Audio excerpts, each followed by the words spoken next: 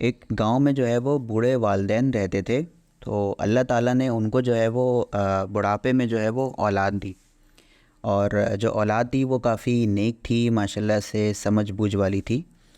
तो वालिदैन अकलौती थी, तो वालिदैन बहुत ज़्यादा मोहब्बत करते थे उससे। और अल्लाह का करना ऐसा हुआ कि अल्लाह ताला ने माँ बाप को वसाइल दिए थे। माँ बाप ने उस बच्चे को पढ़ा लिखा के इंजीनियर बना दिया। और उसकी फिर एक वक्त आया कि नौकरी लग गई शहर में। अब वो शहर चला गया और वहाँ जाके नौकरी करने लगा। अब क्या होता है कि वो जो है वो वालिदैन को पैसे भी भेजता है, और हफ्ते में जब छुट्टी पड़ती है सैटरडे संडे की तो मिलने भी आ जाया करता था। ये बिल्कुल सच्चा वाक़या मैं आपको कोट कर रहा हूँ, ये कोई कहानी नहीं है। तो वो जो है वो सैटरडे संडे को आ गया, वीकेंड उनके साथ गुजार लिया। और अच्छा खासा चल रहा था, कोई मसला नहीं हुआ। खैर बहरहाल तो एक दिन जो है वो बच्चा गांव आता है अपने माँ बाप से मिलने। तो अब उनके माँ बाप ने कहा कि बेटा अब तुम्हारी उम्र हो गई, अब तुम्हें शादी करनी चाहिए। तो बच्चे ने कहा हाँ करनी तो चाहिए, लेकिन कोई नज़र में नहीं है। तो अम्मा अब्बा ने कहा कि बेटा तुम्हें अगर कोई पसंद है या कोई नज़र में है तुम्हारी तो बता दो, हम तुम्हारी वहाँ शादी करा देंगे, कोई मसला नहीं है। तो ज़िंदगी तुमने गुजारनी है। तो उसने बताया कि शहर में एक है फैमिली जिनकी एक लड़की है और वो एजुकेटेड है और ठीक है, अच्छी देखी भाली, अगर आपको समझ आता है तो आप वहाँ चले जाएं। बहरहाल वो गए, वहाँ पे कर रिश्ता विश्ता हो गया, सारी चीज़ें, और इन दी एंड शादी हो गई। उसके बाद वो लड़की जो है वो गांव आ गई। अच्छा, जब वो लड़की गांव आ गई तो अब लाजमी सी बात है, वो शहर में रहने वाली लड़की गांव में एक हफ़्ता रहकर ही उसकी तबीयत ख़राब हो गई, अजीब सी कैफियत हो गई। तो उसने अपने शौहर को कहा कि भाई मैं तो यहाँ नहीं रह सकती, क्योंकि मुझे आदत नहीं है इस माहौल की। तो अब जो है वो उनके जो वालिदैन थे उस लड़के के, उन्होंने कहा कि हाँ भाई बात ठीक कर रही है, तो तुम एक काम करो कि तुम उसको लेके शहर में ही चले जाओ, तुम्हारी नौकरी भी वहीं है तो वहीं रहो तुम लोग। तो खैर वो जो है ऐसे ही तरतीब बनाकर अपनी जो है वो शहर में चले गए, मियाँ बीवी दोनों, और वहाँ जाकर रहने लगे। और रूटीन के मुताबिक जो उनका बेटा था वो उनसे जो है वो गाँव में मिलने आ जाया करता था। और सैटरडे संडे स्पेंड करके या कोई भी दिन जब से छुट्टी मिलती थी तो वो उनके साथ जो है वो टाइम स्पेंड कर लिया करता था। अच्छा, काफ़ी टाइम तक तो ये सब सही चलता रहा, ऐसा होता रहा, कोई इशू नहीं हुआ। लेकिन जैसे जैसे वक्त गुजरा तो वो जो उसकी वाइफ थी उसको ये खलने लगा कि जो उनके मियाँ साहब हैं वो जो है गांव जाते हैं और जो है वो एक एक दो दो दिन वहाँ रह रहे होते हैं। तो उन्होंने जो है वो आहिस्ता आहिस्ता उसको, अपने शौहर को टॉन्ट करना शुरू किया कि भाई तुम जो जाते हो वहाँ जाकर बैठ ही जाते हो, 2 घंटे का कहकर जाते हो, 4 4 5 5 घंटे बैठ जाते हो, रह जाते हो। तो अब जो है वो शौहर जो है वो परेशान भी हुआ और माँ बाप को यकीनी तौर पर छोड़ भी नहीं सकता। उसके बाद ये हुआ कि ये जो सूरत हाल थी मज़ीद जो है वो एक्सट्रीमिज़म पर पहुँचती रही। और उनकी जो वाइफ़ थी उनको मज़ीद जो है वो इस पे गुस्सा आने लगा कि जब भी ये जाने की बात करता अपने माँ बाप के पास गांव जाने की, तो जब भी जाने की बात करता तो इनकी जो वाइफ़ थी वो क्या करती थी कि घर में कोई फड्डा डाल देती थी, कोई लड़ाई झगड़ा शुरू कर देती थी, चीखने लगती थी उसको।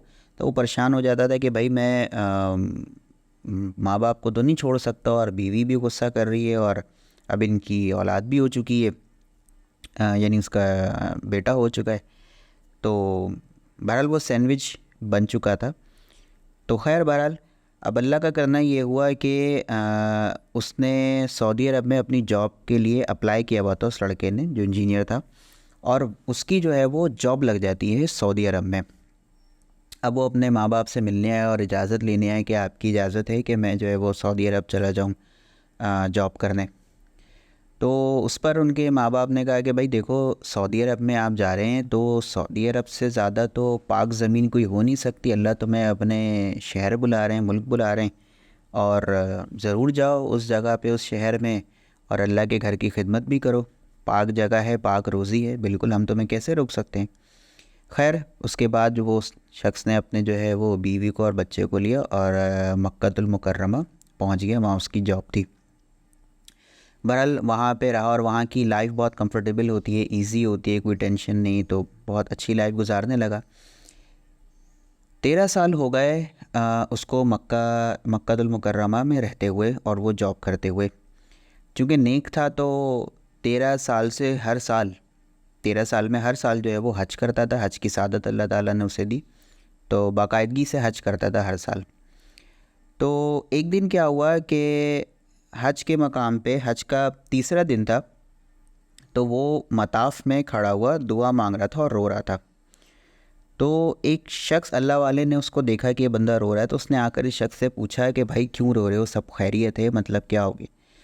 तो उसने कहा कि हाँ ठीक है, सब खैरियत है, बस ये है कि एक मसला है कि मैं 13 साल से हज कर रहा हूँ और जब भी मैं हज करता हूँ और मैं तवाफ़ विदा करता हूँ और तो मुझे रात में ना ख्वाब आता है और ख्वाब में मुझे कोई कहने वाला कहता है कि तेरा हज कबूल नहीं हुआ।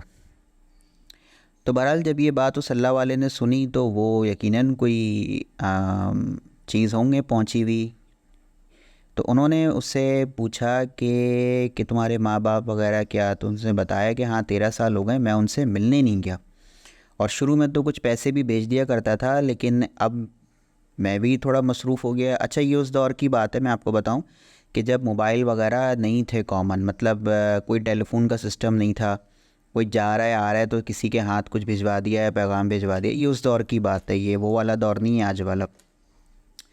तो उसने कहा 13 साल से जो है वो मैं उनसे मिलने नहीं गया। तो उन्होंने कहा अच्छा, उन्होंने कहा एक काम करो कि छुट्टी वुट्टी लो और लाजमी जो है वो माँ बाप के पास जाओ और उनको जो है वो मना लो, तो इंशाअल्लाह कोई मसला नहीं। तो उस शख्स ने कहा कि चलें ठीक है, मैं ऐसे ही कर लेता हूँ। बहरहाल वो घर गया, बीवी को बताया कि मैं जा रहा हूँ अपने मुल्क अपने माँ बाप से मिलने। तो बीवी ने थोड़ा मुंह तो बनाया, लेकिन शौहर की आंखों में गुस्सा देखकर वो उसने ज़्यादा बात नहीं की। खैर वो शौहर जो है, यानी जो बच्चा था इंजीनियर, वो जो है आ गया अपने मुल्क में, गांव में। और जो है वो थोड़ी सी उसे वो भी थी, एक डर भी था कि इतने टाइम बाद जा रहा हूँ, काफ़ी कुछ बदला हुआ भी नज़र आ रहा था उसे। तो उसने पहले पूछा कि मैं इतने टाइम बाद जा रहा हूँ तो मैं ज़रा पूछ तो लूँ कि मेरे वालिदैन का हाल अहवाल क्या है। तो वहाँ कोई करीब में गांव में कोई लड़का खड़ा था, तो उसने उस लड़के से, बच्चा था, उससे कुछ जाके पूछा कि यार वो जो फ़लाना बाबा जी फ़लाना जगह पे रहते हैं, क्या हाल है उनका? तो उस लड़के ने बताया कि वो फ़लाना बाबा जी, उसने कहा फ़लाना बाबा जी का तो इंतकाल हो गया और वो काफ़ी टाइम पहले ही हो गया था। और उस लड़के ने बताया कि जहाँ तक उसको पता है कि वो जो बाबा जी हैं उनकी एक अहलिया भी हैं, उनको फॉलेज हुआ हुआ है और वो बिस्तर से उठ नहीं सकती। तो इस पर जो है वो उसको काफ़ी अफसोस हुआ और वो एकदम घबरा गया। और उस लड़के ने मज़ीद ये भी कहा, मैं आपको बताऊं जिस पर बड़ी वो हुई एक, कि उस बच्चे ने बताया कि भाई सुना है कि सऊदी अरब में उसका बेटा भी रहता है, लेकिन न जाने कितनी नालायक औलाद है कि माँ बाप को जहाँ से जाने के बाद पूछने तक नहीं आया कि माँ बाप किस हाल में, और माँ अब जो बाप है वो ऐसे ही तड़प कर मर गया। तो अब ये शर्म से भी ना बता सके कि मैं वही बदनसीब औलाद हूँ। बहरहाल उसे डर हुआ कि अब मैं माँ के पास जाऊँगा तो माँ ने तो मुझे पहचानना नहीं है, वो तो मुझ पर बहुत गुस्सा करेंगी कि 13 साल, एक of course that is a long period. तो उसे काफ़ी डर हुआ, लेकिन उसने कहा कि चलो कोई बात नहीं, माँ है, उसका ना पैर पकड़ के ना माँ का मना लूँगा। बहरहाल वो वहाँ से जो है वो आ, बढ़ गया घर की तरफ। अब घर की तरफ गया तो देखा दरवाज़ा खुला हुआ है, चारपाई पे उसकी बूढ़ी अम्मा जो है वो लेटी हुई हैं। वो करीब गया तो वो बैग से गया तो उसे ये अंदाज़ा हुआ है कि जैसे उसकी जो वालदा हैं वो सो रही हैं। तो उसने कहा कि अभी तंग नहीं करता हूँ, सोने दो, अगर आराम कर रही हैं तो। बहरहाल वो करीब गया। जब करीब गया तो देखा नहीं, वालदा जगी हुई हैं, कुछ कह रही हैं, कुछ इनका हाथ कुछ उठे हुए इस तरीके से, और जो है वो कुछ कह रही हैं, कोई दुआ वगैरह जो है वो मांग रही हैं। तो उसने करीब होकर सुनना कि क्या दुआ मांगनी, ज़रा सुनूं तो। बहरहाल जब उसने अपने कान करीब किए तो उनकी वालदा कह रही थी कि मेरे अल्लाह, मेरा शौहर था वो तूने अपने पास बुला लिया, अब मेरी एक ही औलाद है और वो मेरे पास नहीं है, और मुझे इस बात की फ़िक्र है कि अगर कल को मैं मर गई तो मुझे कब्र में उतारने वाला मेरा कोई महरम तो हो, वरना मुझे कब्र में कौन उतारेगा।